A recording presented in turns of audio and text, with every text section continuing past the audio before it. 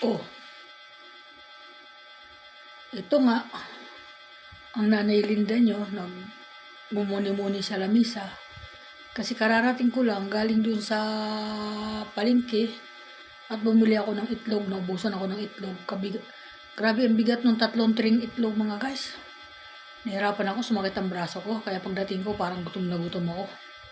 Ito, kumain ako, buti na lang may tira pang lechon paksiw. Ito po, naubos ko na yung 2 pa. Nagutom ako, pero bumili naman ako ng ulam. Gulay, kasi gusto ko gulay. Pinangdagdag ko lang sa aking pagkain. At mga kasama ko, wala pa sila. Hindi ko alam kung nasaan na. At hindi ko alam kung kakain sila dito o kakain sa labas. Pero nagready din ako ng pagkain. Baka mamaya biglang umuwi, kumain. At least hindi na ako magkakandara pa.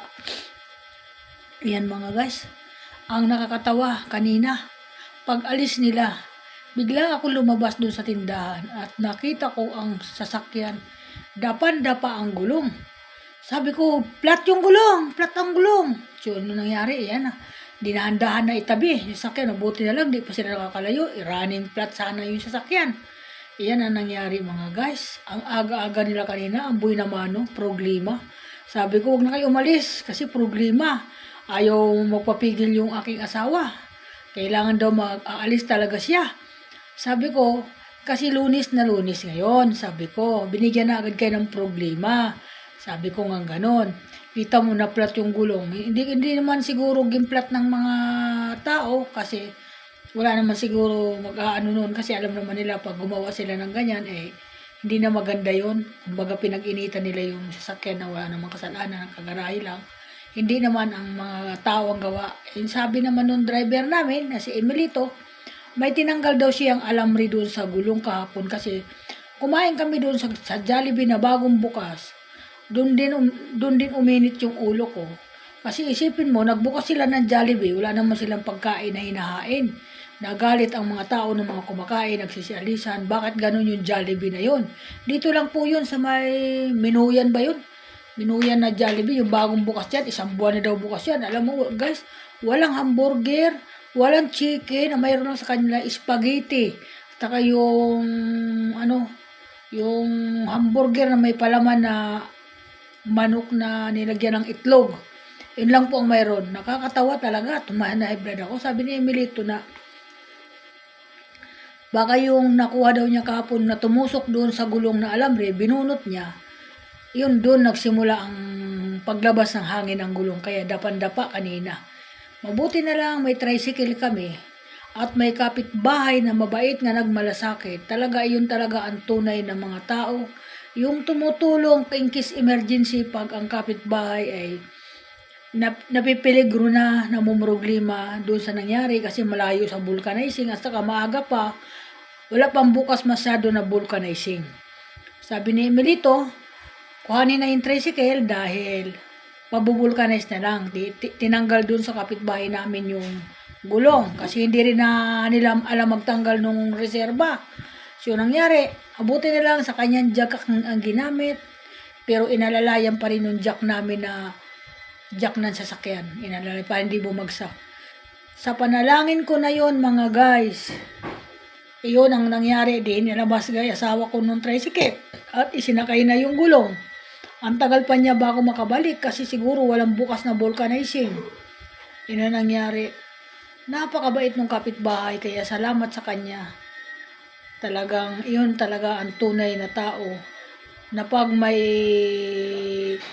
mga ganyang problema na biglaan, ay handa siya ay tumulong. Yan. Binibigyan ko, binabayaran ko guys, kahit pang merienda lang niya, hindi po tinanggap. Napakabait niya talaga. Siya lahat ang nagkabit ng gulong, kasi si Emilito hindi masyadong nakakagalaw ang sasakyan dahil nung nag-birthday yung asawa ko, ay bumagsak siya na bali ang upuan dahil dun sa isang kumpare ko din na si Jong. Nagkarambulan sila dyan sa labas dahil nga bumagsak ay lasing na si parang Jong, natumba siya sa sa upuan. Ngayon dinaganan niya yung isa, yung driver namin, kaya tumama naman yung isa dun sa gate ng yun nangyari. May pangas nga siya sa mukha. Nagasgas pala yung mukha niya, ay yung braso niya, ganun. Sabi, hindi ko napansin, ngayon ko lang ito napansin, sabi niya. Wala talaga kayo magagawa dyan dahil lasing. Ang lasing kasi, ganun.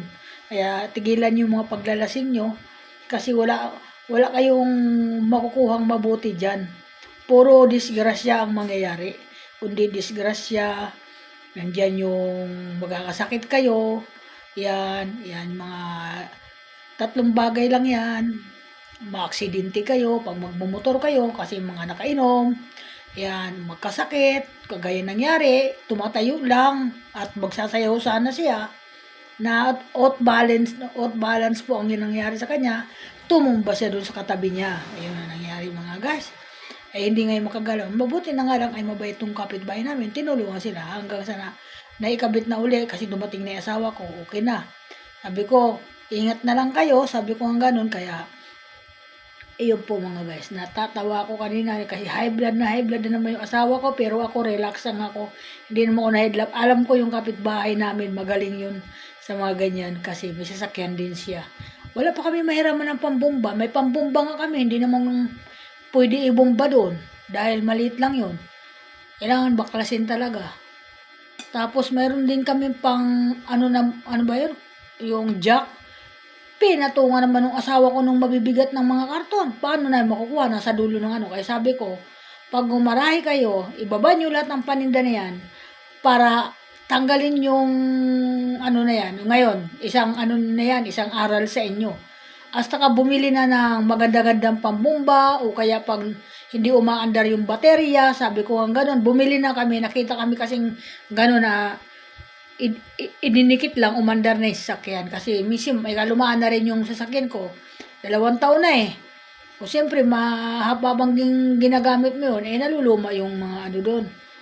Mga part ng sasakyan, gaya ng baterya, yung gulong, siyempre, napaplat din yan kasi matagal na, 2 taon na. Yan, kaawa ng Diyos, nandyan na bayad na yung sasakyan kahit papano. Nakaluwag na yung anak ko na si Lani. Dahil niregalo niya sa papa niya yon at nabayaran na rin niya nung birthday ng asawa ko nung Atres, 2 taon. Napakabait ng Panginoon talaga sa kanya. Kaya salamat sa Panginoon sa pagsusubaybay mo sa aking anak na talagang mabait. Ayan. Panalangin ko kanina, guys, sabi ko nga ganun, sana malagpasan yung pagplat ng gulong kanina kasi umangat yung rim eh. Umangat talaga yung rim eh. Sabi ko sa iyo, yan. Pag humingi tayo sa Panginoon ng panalangin, talagang tinutulungan naman na tayo. Magang lang nangyari, parang picture lang, sandali lang, kabit na yung gulong. Okay na, nakaalis sila. Kaya, thank you so much sa lahat ng mga busing at mga idol dyan. Ayan, ito, bakain ako dito sa lamisa. Mag-isa lang ako, wala akong kasama. Hindi ko nga pa babuksan yung tindahan. Pagkabili ko ng 3 itlog, nilagay ko lang doon. Tapos umalis na ako, umakyat na ako dito sa bahay at nagsaing agad ako. Naluto naman na yung sinaing, kaya ito yung kinakain ko ngayon. Yan. Thank you so much sa lahat. God bless sa lahat. Ingat ang mga anak ko at ingat din yung mga nagtinda ko dito sa bahay. Ingat din sila. Kaya yan. Hindi ko alam kung ano oras ko mabubuksan. Kasi yun nga sa taas, hindi pa ako makaakyat doon para magpakain sa mga alagang aso. Hindi ko pa magawa. Kasi ako na nga lang mag-isa dito.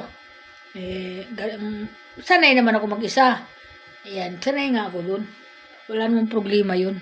Kasi sanay ako. Hindi ko naman minabadali nga magbukas din ng tindahan. Kahit papano, may kinakain pa kami. Mulat bago pa magpasko, sumapit ang bagong taon, ang birthday ko, ang birthday ng asawa ko, awa ng Diyos. Kahit paano, mayroon pa naman kami mga natira. Yan ang sinasabi, huwag magpakaubos-ubos. Para pagdapos ng ating mga okasyon, hindi tayo nakanganga, nakatingin sa itaas. Para tayo nag-aantay ng malaglagan tayo ng grasya. Yun. Kaya kailangan mga tip ko lang sa inyo, huwag tayo magpakaubos-ubos. Hindi rin naman pala nauubos sa lamisa ang pagkain kahit ihanda na natin lahat ang kailangan natin ihanda. Marami ako na itapon na pagkain kasi nga hindi ko rin pwede ibigay sa ibang tao, baka masira ang tiyan. Kaya mas maganda na itapon ko o pinakain ko sa alaga ko. Kasi nga nakakahiya mga salad, mga ano. Hindi kasi ako mahilig na sa salad kasi bawal na sa akin. Okay, bye-bye. Welcome to my vlog. Salamat at good afternoon na ngayon. Hindi ko na alam ang oras, mga guys. Ingat po sa lahat at ingat ang mga anak ko, mga apo ko, mga humaharangkada na naman pagpasok sa school. Mag-ingat. Ingat lagi. Laging sinasabi kong mag-ingat sa lahat. Yan, lahat ng mga kasama ng anak ko, mag-ingat kayo. Thank you so much. Bye-bye. Welcome to my vlog. Maraming salamat.